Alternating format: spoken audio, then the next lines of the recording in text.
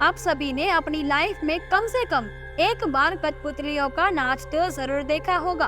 कठपुतली वाला अपने हाथों से कठपुतलियों को नचाता है और न जाने क्या क्या कर्तव्य करता है। पर क्या हो अगर कठपुतलियों वाले की मर्जी से नहीं बल्कि खुद ही की मर्जी से नाचने लगे और चलने लगे। समीर अपनी बेटी उर्वी को पहली बार मेला दिखाने लाया था। उर्वी के लिए वो एक बहुत ही नया एक्सपीरियंस था। पूरे मेले में घूमते घूमते पूर्वी एक जगह पर आकर बस के रुक गई। उसके सामने कठपुतली वाला कठपुतलियों का खेल दिखा रहा था। पूरा खेल देखने के बाद पूर्वी उस कठपुतली वाले से एक कठपुतली लेने की जिद करती है। समीर अपनी बेटी उर्वी को कभी किसी चीज के लिए मना नहीं करता था, पर उस कठपुतली वाले ने उर्वी को अपनी कठपुतली देने से साफ इनकार कर दिया। पर जब समीर ने उस मामूली सी कठपुतली के लिए उस कठपुतली वाले को खूब सारे पैसे देने की बात की, तो उस कठपुतली वाले ने अपनी कठपुतली उर्वी के हाथ में थमा दी। कठपुतली थमाते हुए उसने सिर्फ एक बात कही, इस कठपुतली के साथ खेलना कभी बंद मत करना।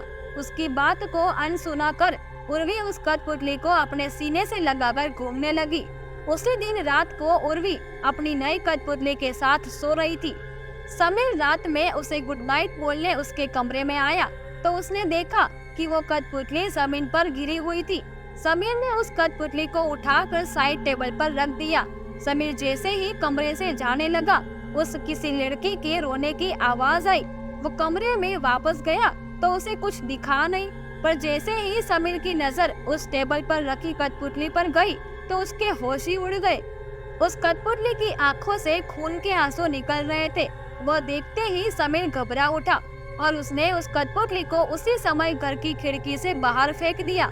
उसी रात वो उर्वी के पास ही सो गया। अगले दिन उर्वी की आवाज से समीर की आंख खुली। उठते ही समीर ने देखा कि उर्वी कमरे के फर्श पर बैठकर उसी पुतली के साथ खेल रही थी। समीर ने तेजी से उठाकर उस कठपुतली को उर्वी के हाथों से छीन लिया। उर्वी जोर जोर से रोने लगी। समीर ने उससे पूछा कि आखिर उसे ये कठपुतली कहाँ से मिली, तो उर्वी ने बताया कि वो रात को उसी कठपुतली के साथ सोई थी और सुबह भी वो कठपुतली उसके बिस्तर पर ही थी। समीर को यकीन नहीं हो रहा था कि आखिर वो कठपुतली वहाँ कैसे पहुँची। समीर ने इस बार अपनी कार ली और उस कठपुतली को शहर की एक नदी में फेंक आया।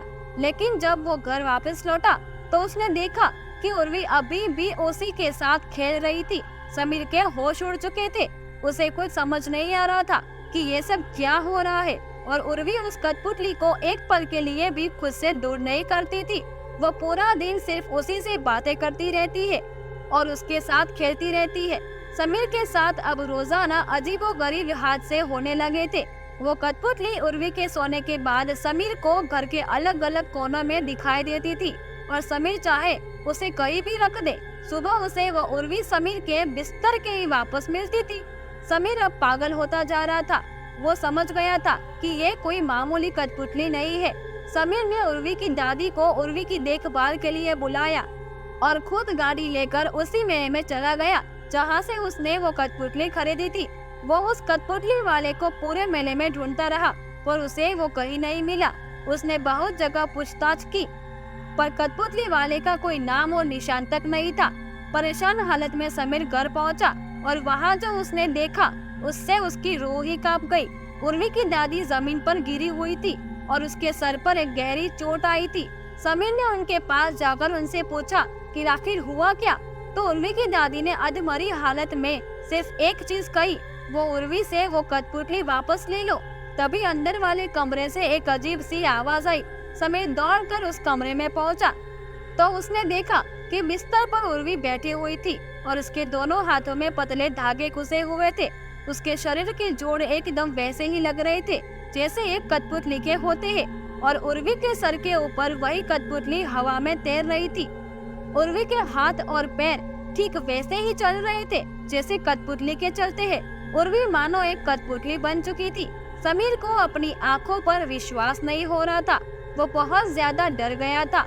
उसने अपने कमरे में रखे क्रिकेट बैट से उस कठपुतली पर जोर से वार किया। उस कठपुतली के टुकड़े टुकड़े कर दिए। उर्वी उसी समय बेड पर गिरकर बेहोश हो गई। उर्वी के हाथों में घाव थे जिससे खून बह रहा था। समीर तुरंत उर्वी और उसकी दादी दोनों को गाड़ी से अस्पताल ले गया।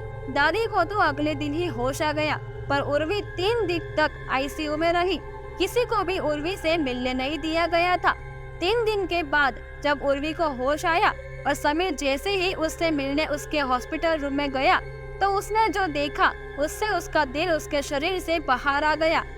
उर्वी अपने बिस्तर पर ही लेटी हुई थी, लेकिन उसने अपने सीने से उसी भयानक कठपुतली को लगाया हुआ था। जब समीर ने ध्यान से उस कठपुतली को देखा, तो उस कठपुतली के चेहरे पर एक बेहद डरावनी मुस्कान थी।